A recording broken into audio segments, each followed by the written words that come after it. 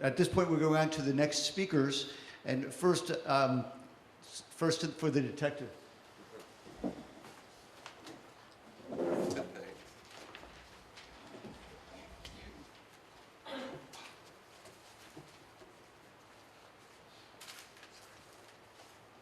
Okay, first of all, sorry. I want to say thank you for having me here. It's a little overwhelming.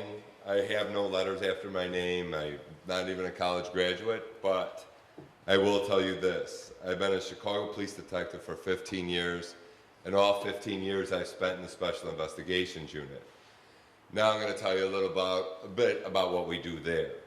The Special Investigations Unit handles solely sexually abused cases involving children that were sexually abused. We handle cases of any child under the age of 13 and any person under the age of 18 that's a family member. That's regardless of where they come from, who they are, everything. We handle those. Now, many of you probably thinking, what? Why? So we're clear. The Chicago Police Department Special Investigations Unit in the last 15 years probably averages about 2,200 cases a year. That means 2,200 kids, and we are still saying it's underreported. Each detective in the unit probably handles roughly 100 to 125 cases a year involving kids that were sexually abused. So when they say we're experts at it, we are, because this is all I've known since I've been a detective. And people will ask us all the time, why do you do this? That's gotta be heartbreaking. My response has always been, if we don't, who will? These are the most vulnerable parts of our society, and they need to be protected. That's why we're all here, because it's time that we start doing more to protect them. Now, people will ask a lot of questions about how do I know? I'm not an expert in that, but I can tell you some places to look. Today's world is a social media world. It's a technology world. Look there. See if there's pictures on their phone. See if there's text message on their phone from somebody that maybe shouldn't be texting them. Look at the times, the dates, and it opens the conversation as to why is this person talking to you, which also could open the conversation as to something terrible happened to me. Now I have to agree with the doctor, there's a huge difference between, in my opinion, predator and pedophile. Now a pedophile is someone, I agree, is attracted to, for lack of a better term, prepubescent children. In my opinion, they're just wired wrong. But a predator is more of a abuser of opportunity. That person seems to be more your teachers, your coaches, advisors, people like that, even family members, but it's more likely cousins, uncles, someone that, all of a sudden a child reaches a certain age, they start to develop a certain body structure, and it makes them act. Or perhaps it's a person that has a question about their identity or something that's going on with their bodies, and a person will take advantage of that. It happens in every community. It happens in every walk of life, from the richest families on the North Shore to the poorest families on the south and west sides of the city. No one is excluded, and no one should feel like it doesn't happen here. In fact, it is happening here. You just don't know it as much. Now people will ask me about ages. So my youngest abused child has been 12 months.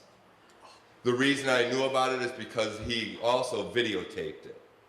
The reason I knew about the videotape is because another one of his children plugged a thumb drive into the computer to use and found the video of his father abusing his 1-year-old sister. So this is a 9-year-old boy that looks at this and says, what do I do now? Here is my father, my ultimate authority figure, my ultimate role model, and I see what he's doing. He immediately went to school and told the teacher, at which point, as you can imagine, all kinds of terrible things happened.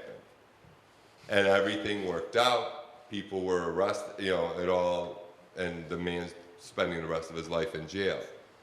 But there was a lot of courageous things that happened there, and a lot of lucky, for lack of a better term, things. If the child had not plugged the USB device in, if that boy had not the guts to go to somebody and say, this is what happened, and he didn't go to mom, and when we asked him why, he said, I was afraid my mom wouldn't do anything.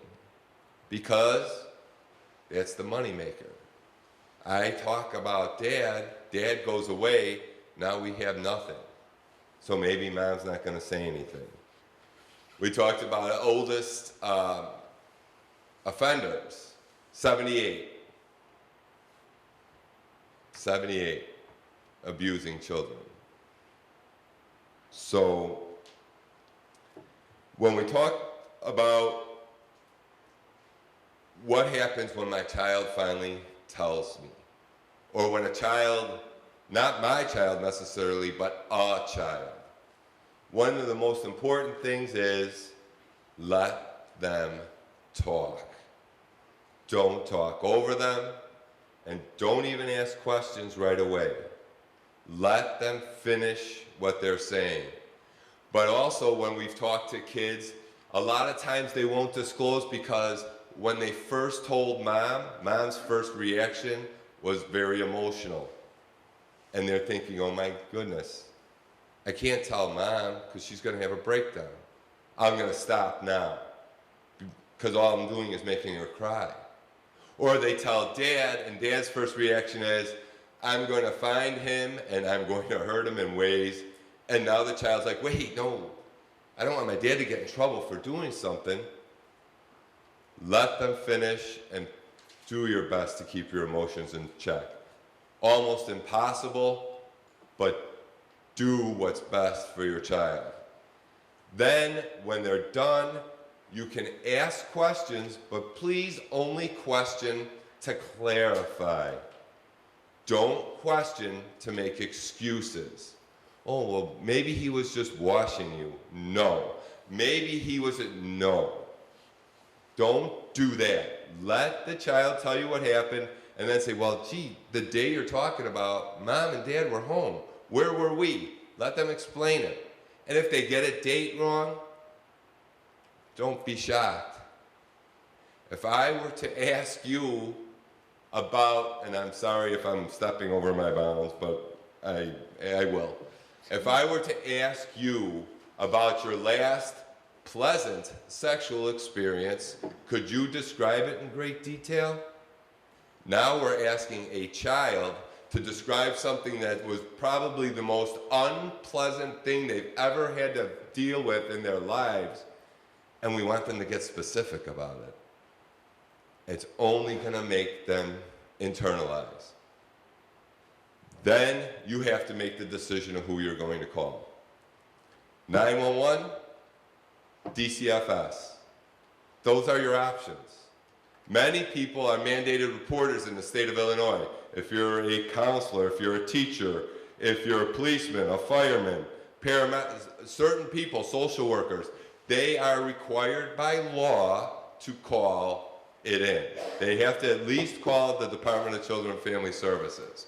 If you call that 1-800-25-ABUSE number, they take as much information as they can. And if there is an allegation of crime, which obviously sex abuse is, they will then fill out what they call a hotline form. and they report it to police. So if you call DCFS, expect a detective to follow up with you. A normal blue shirt patrolman in a blue and white squad car will not show up at your house. It will be a detective that contacts you. Now, if you call 911, then the police show up on scene. It's a patrolman. But patrolmen, we're going around district by district, twice a week now, to try to train the police officers, the guys with the boots on the ground, so to speak, on how to deal with these type of cases. They also know they are not going to interview your child. They are going to interview whoever that child outcried to. They are going to ask you, what did the child tell you? Because the object of this whole new way of doing things is to limit the amount of time, the number of times the child has to tell their story. Because we do not need to make them victims over and over and over. So that policeman will show up and he will do the police report. He will give you a police report number, and a detective will follow up with you shortly thereafter, because they immediately make notifications to us. Once the detective contacts you, they set up a schedule to do what's called a forensic interview of your child at the Chicago Children's Advocacy Center. The Chicago Children's Advocacy Center is located at 1240 South Damon. It is a multi-jurisdictional setup. Who are there? Police, obviously. The state's attorney's office. There is a clinic where doctors who are specially trained from Cook County Hospital to handle sex abuse cases work. There are therapists. There are people from DCFS, the Department of Children and Family Services, who are also specifically trained to handle sex abuse cases. We are all there for one goal: to protect your child. Also, there's family advocates. They are your go-to person, for lack of a better term. Once everything gets scheduled, you will be assigned an advocate, and you can call that advocate and say, okay, explain this to me, because the detective might not always be in his office or her office. The DCFS worker might not, but your advocate is normally there all the time, and they will answer your questions. Once you come to the Children's Advocacy Center to have that interview, because your child does need to be interviewed, but it's going to be one time. And what happens is they do a forensic interview, and they're interviewed by a person who is, again, specially trained to talk to children about this most horrible experience. And I don't want to brag, but we have excellent interviewers. This interview is recorded, which you have to agree to. You are not part of it. You will be waiting in an area outside. Not outside the building, obviously, but outside the room. It will be observed by law enforcement, someone from the state's attorney's office, and if DCFS is involved, which means it's a family member, someone from their office. This way, the child tells the story one time. It used to be the child went to the hospital, the doctor interviewed him. Then the police showed up, the police interviewed him.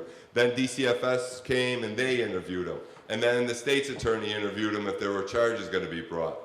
How many times do we have to have a child tell us what happened? And then critique any little inconsistency that they may have had. This way, one time. The interviewer will come back and forth for some questions, follow-up questions if we feel they're needed, and then the child is done. They go into a playroom and they play with other kids who have had similar experiences. They don't talk about it, but they can play video games, do puzzles, do art projects, whatever it may be. And then we will notify you of what happened, what the child disclosed, unless we can't. Sometimes as part of the investigation, we can't let everyone in the family know what our next steps are, because sometimes that family member is too close.